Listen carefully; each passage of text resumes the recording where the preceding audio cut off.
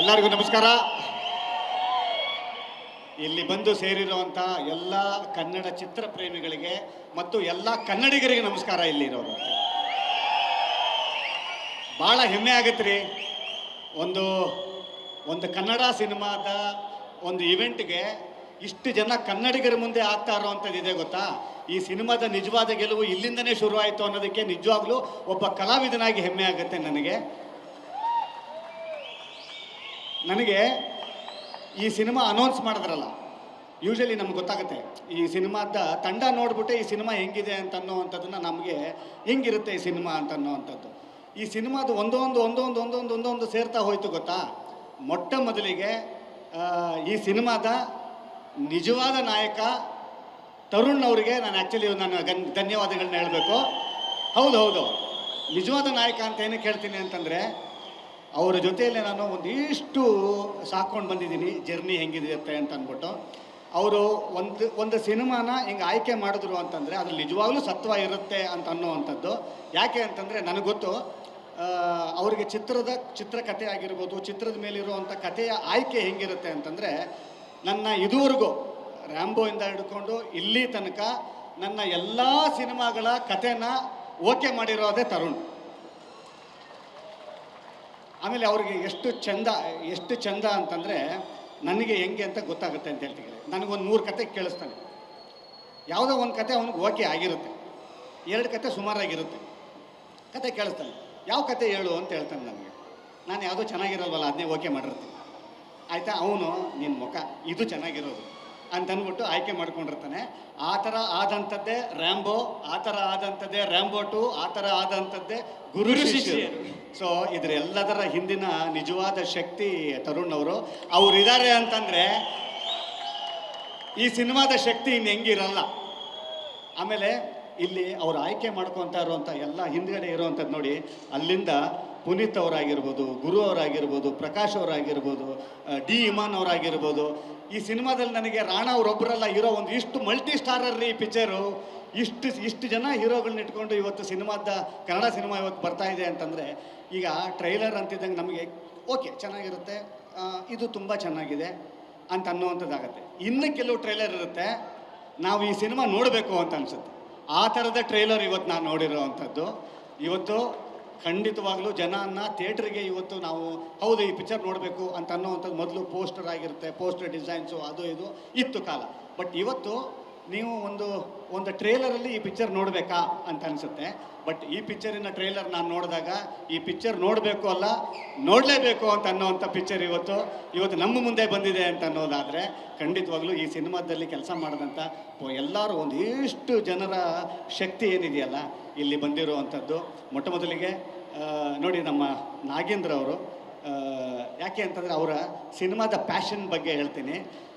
Rambo cinema ಮಾಡೋವಂಥ ಸಮಯದಲ್ಲಿ ನಾನು ಕಾಮಿಡಿಯನ್ನಿಂದ ಹೀರೋ ಆದಂಥವನು. ನಾನು 100 ಸಿನಿಮಾಗಳ ಕಾಮಿಡಿಯನ್ನಾಗಿ ಮಾಡ್ತೀನಿ, ಅದಾದ ನಂತರ ಹೀರೋ ಆಗಿ ಮಾಡ್ತೀನಿ. ಹೂಡಿಕೆ ಅಂತ ಬರುತ್ತೆ ಗೊತ್ತಾ, ಯಾರು ಹೂಡಿಕೆ ಮಾಡ್ತಾರೆ ಅಂತ ಅನ್ನೋವಂಥದ್ದು. ಇವತ್ತು ಖಂಡಿತವಾಗ್ಲೂ ಇವತ್ತು ಶರಣ್ ಅಂತ ಒಬ್ಬ ವ್ಯಕ್ತಿ ಹೀರೋ ಆಗಿ ನಿಂತಿದ್ದಾನೆ ಅಂತಂದರೆ, ಆ ಥರ ನಾನು ಇದ್ದೀನಿ ರೀ, ನೀವು ಬನ್ನಿ ಮುಂದೆ ಬರ್ತೀನಿ ಅಂತ ಅನ್ನೋವಂಥ ಒಂದು ಕೈ ನನ್ನ ಜೊತೆಯಲ್ಲಿ ಬಂದಿರುವಂಥದ್ದು. ಅಂದರೆ ಅವರಿಗೆ ಸಿನಿಮಾ ಮೇಲಿರುವಂಥ ಪ್ಯಾಷನ್ ನಾನು ಹೇಳ್ತಿರೋದು. ಇವತ್ತು ಈ ಸಿನಿಮಾದ ಮೇಲೆ ಎಷ್ಟು ಸತ್ವ ಇದೆ ಅಂತ ಅನ್ನೋವಂಥದ್ದು ಇಷ್ಟು ಜನಗಳು ಸೇರಿದ್ದಾರೆ. ಆಮೇಲೆ ಇಷ್ಟು ಜನರ ಕಲಾವಿದರುಗಳು ನೋಡಿ, ಕಿಶೋರ್ ಸರ್ ಇದ್ದಾರೆ, ಸರ್ದಾರ್ ಅವರಿದ್ದಾರೆ ನೋಡಿ, ಬುದ್ಧಿವಂತ ನಟರಿದ್ದಾರೆ, ಎಷ್ಟು ಚಂದ ಟೀಮ್ ಇದೆ. ಕಾಂಟೆಂಟ್ ಅಂತಿರ್ತೀವಲ್ಲ ನಾವು ಯೂಶಲಿ, ಇವು ಭಾಳ ಒಂದಿಷ್ಟು ಕನ್ಫ್ಯೂಷನ್ಸ್ ಇದೆ. ಕಾಂಟೆಂಟ್ ಅಂತಿದ್ದಂಗೆ ಸ್ವಲ್ಪ ಆರ್ಟಿಸ್ಟಿಕ್ ಆಗಿ ಆಗ್ಬಿಡುತ್ತಾ, ತುಂಬ ಕಲಾತ್ಮಕವಾಗಿ ಮಾಡಿಬಿಡ್ತೀವ ಅಂತ ಅನ್ನೋವಂಥದ್ದು.